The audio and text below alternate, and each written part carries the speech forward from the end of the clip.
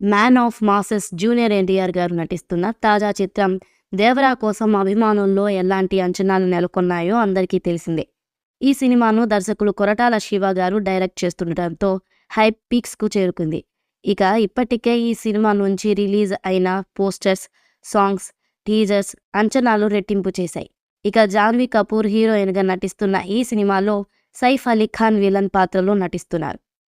ఈ సినిమాకు అనిరుద్ రవిచందర్ గారు సంగీతం అందిస్తుండగా ఎన్టీఆర్ ఆర్ట్స్, యువసుధ ఆర్ట్స్ బ్యానర్లు సంయుక్తంగా ప్రొడ్యూస్ చేస్తున్నాయి. ఇక దేవరా పార్ట్ 1 సెప్టెంబర్ 27న గ్రాండ్గా రిలీజ్కు రెడీ అవుతోంది.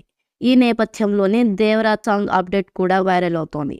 ఈసారి దేవరా నుంచి రాబోయే పాట ఎలా ఉండబోతుందనే ఎక్సైట్మెంట్తో ఉన్నారు అభిమానులు. ఎందుకంటే ఇటీవల చిత్ర యూనిట్ ఆయుధ పూజకు సంబంధించిన సాంగ్ ఒకటి షూట్ చేశామని, ఆ పాటకు అంతా పోతారు అనేలా హైప్ ఎక్కించారు. అంతేకాదు ఓ 30-20 సెకండ్ల బిట్ కూడా లీక్ అవ్వగా ఆయుధ పూజపై అంచనాలు తారస్థాయికి వెళ్ళిపోయాయి.